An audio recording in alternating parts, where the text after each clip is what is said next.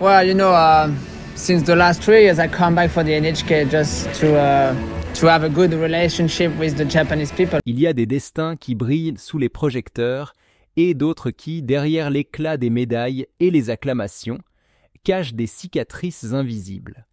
Philippe Candeloro, né en février 1972 à Courbevoie, est bien plus qu'un simple patineur artistique. Il est une légende vivante, un artiste du mouvement, un cœur à vif qui a su, sur la glace comme dans la vie, transformer la douleur en beauté. Derrière ses envolées spectaculaires et son regard espiègle se cache une histoire à la fois grandiose et profondément humaine, faite de triomphes, de chagrins, de doutes et de résilience. Quand on évoque Candeloro, on pense à ses programmes iconiques, à ses chorégraphies audacieuses, à ce mélange unique de technique et de théâtralité. Mais ce serait une grave erreur de le réduire à ses exploits olympiques ou à sa popularité médiatique. Philippe, c'est aussi un père de famille investi, un mari attentif, un homme que la vie a marqué au fer rouge, notamment ce jour de mars 2015, dans une plaine lointaine d'Argentine. Ce jour-là, lors du tournage de l'émission Dropped, 2 hélicoptères sont entrés en collision au-dessus de Villa Castelli. 10 personnes ont péri, parmi elles 3 athlètes français exceptionnels, Camille Muffat, Alexis Vastine et Florence Artaud. Des amis, des camarades, presque une famille de cœur. Philippe, lui, n'était pas dans cet hélicoptère, il devait embarquer plus tard. Une question de place, une coïncidence, un coup du sort, une seconde d'avance ou de retard, et son nom aurait peut-être figuré sur la liste des disparus. Ce drame l'a brisé intérieurement. Il a souvent confié, la gorge serrée, être hanté par une question douloureuse. Pourquoi eux et pas moi? Ce sentiment de culpabilité du survivant, ce vertige face à l'injustice du destin, ne l'a plus jamais quitté. Derrière son sourire public, derrière ses interventions à la télévision ou sur les patinoires du monde, Philippe pleure encore en silence, par pudeur, par loyauté envers ceux qu'il a perdus. Sa femme, Olivia Darmon, en a souffert elle aussi, peut-être davantage encore. Vivre avec quelqu'un qui revient d'un tel gouffre n'est pas anodin. Elle a vu Philippe vaciller, s'enfermer dans ses silences, masquer ses tourments derrière un masque de force. Elle a redouté ce qui aurait pu être, chaque nuit revivant en pensée l'hélicoptère qui aurait pu ne jamais revenir. Leur couple en est sorti changé, soudé aussi, car l'amour, dans ces instants où la vie vacille, devient une ancre. Olivia n'a jamais cessé d'être à ses côtés, dans l'ombre, discrète mais présente, et c'est sans doute là une des plus grandes forces de Philippe. Savoir qu'au-delà du tumulte, un regard l'attend, le soutient, le protège. Il y a une noblesse rare chez cet homme. Une façon de ne jamais se plaindre, de transformer les épreuves en leçons de vie. C'est cela qui fascine chez lui. Sur la glace, il brûlait d'un feu sacré, mais dans la vraie vie, il avance avec une humilité qui force le respect. Il aurait pu se laisser emporter par les honneurs, les paillettes, les plateaux télé, mais il a choisi la simplicité. Élever ses filles, Talia Soleya, Luna Nizza et Maya Estella. Transmettre des valeurs, construire un foyer solide. Il a su faire de son nom, non pas une marque, mais un héritage. Ce que j'admire le plus chez Philippe Candeloro, c'est cette humanité sans artifice. Ce refus du cynisme, il n'a jamais été un homme de façade. Il vit intensément, aime profondément, doute sincèrement. Sa carrière est jalonnée de moments de gloire et d'épreuves, mais toujours, il revient, debout, plus fort, plus vrai. En le regardant aujourd'hui, on comprend qu'il incarne quelque chose de rare dans notre époque, une forme de vérité brute, une honnêteté émotionnelle que beaucoup craignent de montrer. Il a fait de sa fragilité une force, de ses blessures des tremplins, et cela, à mes yeux, vaut bien plus qu'un podium ou une ovation. Oui, Philippe Candeloro est une icône, mais il est aussi et surtout un homme debout parmi les ruines, un survivant qui continue de patiner dans la mémoire de ceux qu'il a aimés, avec dans les yeux une lumière que rien ni personne ne pourra jamais éteindre. Chaque fois qu'un hélicoptère survolait leur maison, Olivia Darmon ne pouvait s'empêcher de tressaillir. C'était plus fort qu'elle. Le bruit des pales ravivait, comme une onde de choc silencieuse, le souvenir figé de ce jour funeste en Argentine. La tragédie de Dropt n'avait pas seulement bouleversé Philippe Candeloro, elle avait laissé une empreinte indélébile dans le quotidien de son épouse, dans leur intimité, dans leur silence. Ce n'est pas une douleur qui hurle, c'est une peur diffuse, constante, une cicatrice invisible que le temps n'efface pas. Mais au-delà de cette blessure profonde, une autre peine, plus insidieuse, est venue éroder la confiance de Philippe dans les années récentes. En 2024, après plus de 20 ans, passé aux commentaires de patinage artistique aux côtés de son complice Nelson Montfort sur France Télévisions, il a été brusquement remplacé par Nathalie Péchala. Une décision tombée comme un coup près, aucun adieu officiel, aucun hommage, aucun mot, pour saluer celui qui avait fait vibrer des générations de téléspectateurs avec sa verve passionnée et sa connaissance intime du sport. Pour Philippe, ce n'était pas un simple changement de programme, c'était un arrachement. Il l'a reconnu, à demi-mot, il a dû encaisser, faire bonne figure, avaler sa fierté, mais à l'intérieur, le coup a été rude, car commenter le patinage, ce n'était pas juste un job, c'était une manière de rester en lien avec cette glace qui avait construit sa vie, forgé son caractère. On l'a remercié sans tambour ni trompette, comme si sa voix, sa passion, son regard n'étaient plus utiles, comme si on lui avait discrètement tourné le dos, et cette mise à l'écart, il l'a vécue comme une forme d'invisibilisation. Un homme que l'on avait tant acclamé, tant applaudi, se retrouvait relégué dans l'ombre. Ce silence imposé face aux caméras, face au public, était une douleur de plus, l'orgueil blessé d'un champion qu'on n'autorise même plus à commenter ce qu'il aime le plus. Et pourtant, Philippe a toujours été un battant. Né dans une famille modeste, le plus jeune fils d'un maçon italien, Luigi Candeloro, rien ne le prédestinait à gravir les marches des podiums mondiaux. Le patinage artistique, avec son cou élevé, ses codes rigides et son univers feutré, n'était pas un terrain de jeu pour les enfants d'ouvriers, mais dès l'âge de 7 ans, à la patinoire de Colombes, un lieu chargé d'histoire, théâtre des Jeux Olympiques de Paris, 1924, Philippe chausse les patins. Et dès ce moment-là, il sait que rien ne pourra plus l'arrêter. Son talent est rapidement repéré par André Brunet, un entraîneur exigeant mais visionnaire. Philippe, avec ses pirouettes impétueuses et son regard frondeur, n'a jamais été un patineur comme les autres. Là où d'autres récitaient des chorégraphies rigides, lui racontaient des histoires. Il devenait Rocky, D'Artagnan, Conan le barbare. Il envoûtait la glace, faisait vibrer les tribunes, bousculait les puristes. Il transformait chaque programme en une épopée visuelle. Et c'est cela qui a fait sa singularité. Candeloro ne cherchait pas à plaire aux juges, mais à émouvoir le public. Et il y parvenait avec une puissance rare. Ce style à part, cette liberté d'interprétation, c'est ce qui lui a valu l'amour des foules, mais aussi parfois l'indifférence ou la condescendance des institutions. Philippe n'a jamais été un enfant docile du patinage français, il était celui qui osait, qui dérangeait, qui innovait, et peut-être est-ce cette audace-là qu'on lui a fait payer, bien des années plus tard, en l'écartant sans ménagement du micro. Mais peut-on vraiment effacer l'empreinte d'un homme comme Philippe Candeloro ? Non, car il ne s'agit pas seulement d'une carrière, mais d'une trajectoire humaine, pleine de bruit et de fureur, de bravoure et de fragilité. Il incarne cette énergie brute, cet instinct de survie, ce refus de renoncer. Même quand le monde semble l'oublier, lui continue à marcher. Pour ses filles, pour Olivia, pour lui-même. Mais si les blessures ont façonné l'homme, ce sont les victoires qui ont bâti la légende. Et dans le cas de Philippe Candeloro, elles sont éclatantes, inoubliables, gravées dans l'histoire du sport français. Qui pourrait oublier sa médaille de bronze aux Jeux Olympiques d'hiver de Lillehammer en 1994 ? Ce n'était pas seulement une médaille, c'était une claque portée à tous ceux qui doutaient de lui. Ce moment-là a fait basculer sa vie.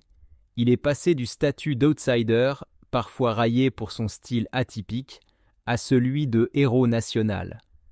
4 ans plus tard, à Nagano, il récidive. Une nouvelle médaille de bronze arrachée avec la rage au ventre, comme un dernier défi lancé au monde du patinage. 2 podiums olympiques et une reconnaissance internationale qui, cette fois, ne pouvait plus lui échapper. Mais l'histoire ne s'arrête pas là. Au championnat du monde, il brille encore.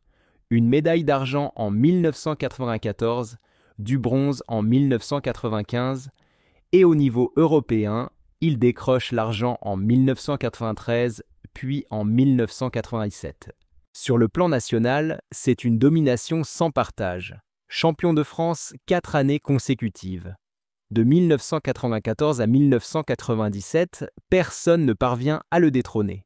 Ses palmarès ne sont pas que des lignes sur un CV, ils sont la preuve tangible de sa persévérance, de sa capacité à transformer ses failles en force, son caractère volcanique en moteur créatif.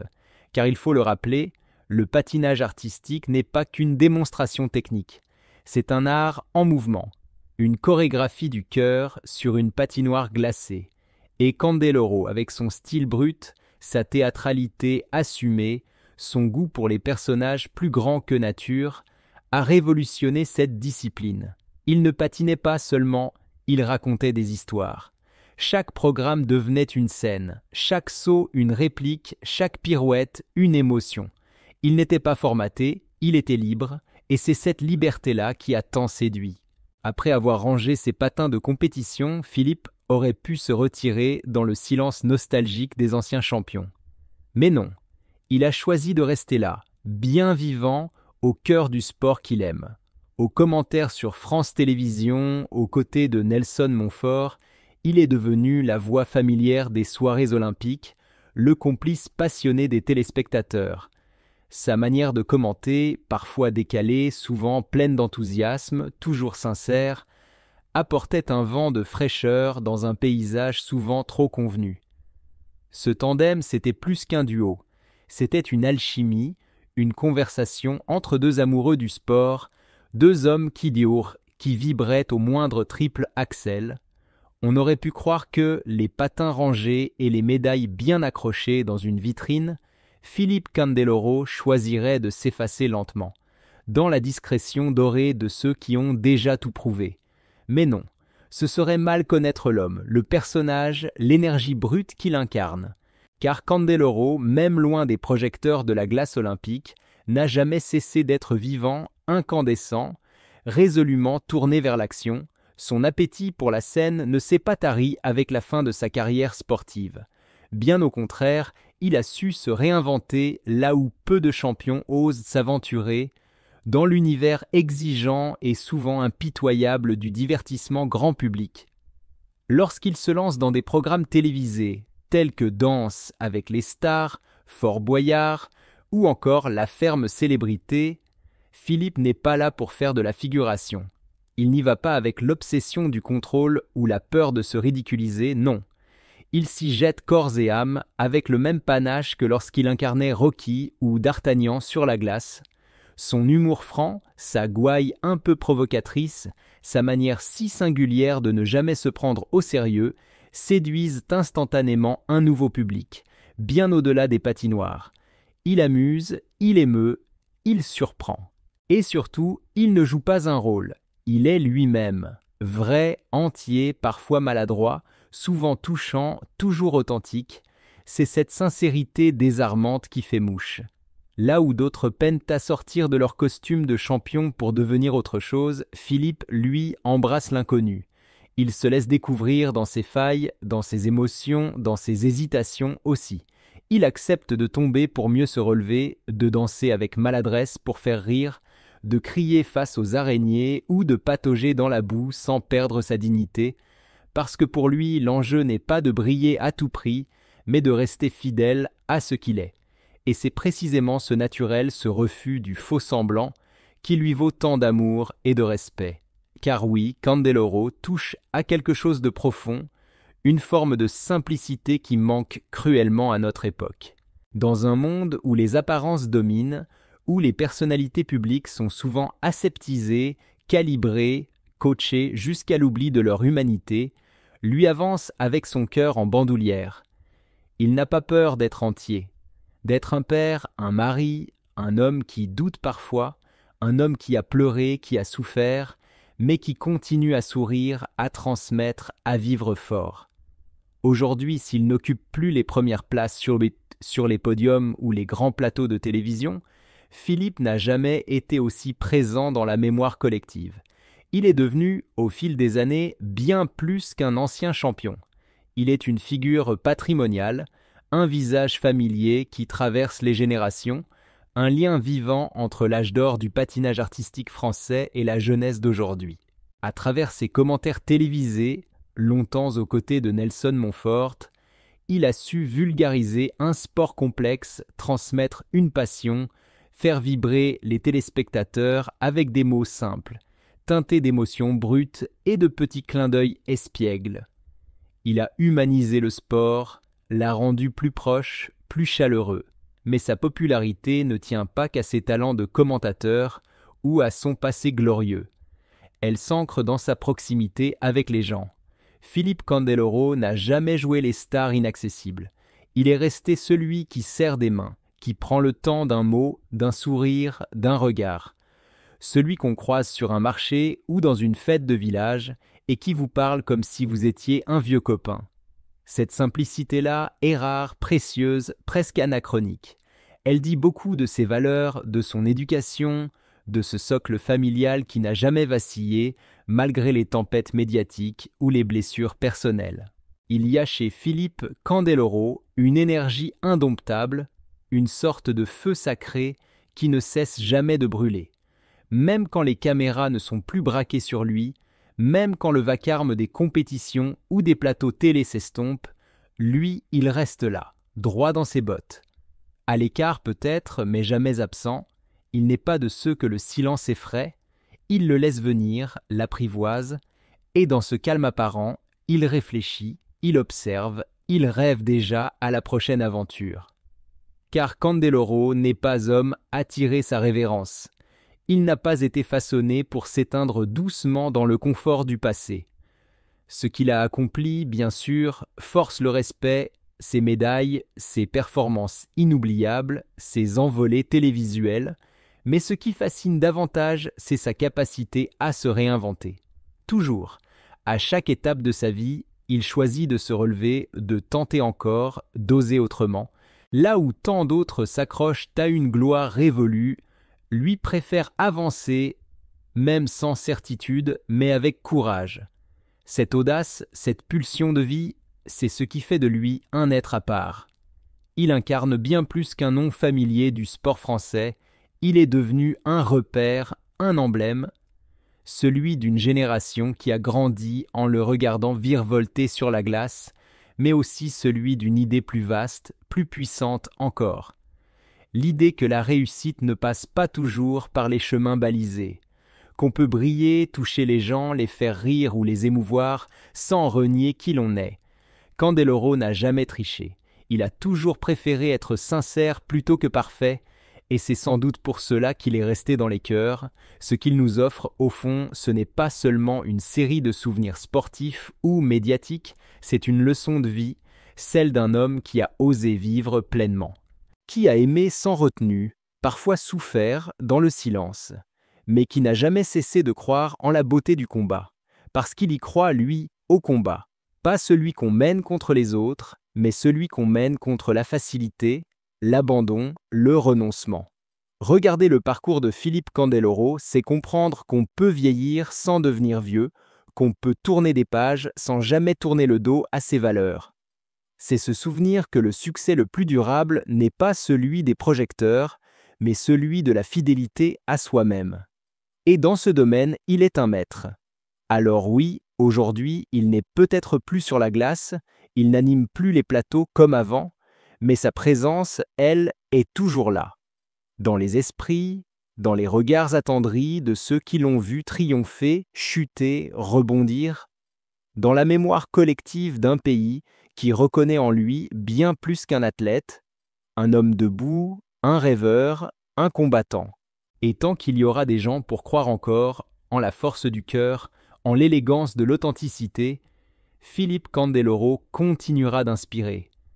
Discrètement peut-être, mais profondément. Et rien que pour cela, il mérite d'être salué. Pas seulement comme un champion, mais comme un modèle rare, un homme vrai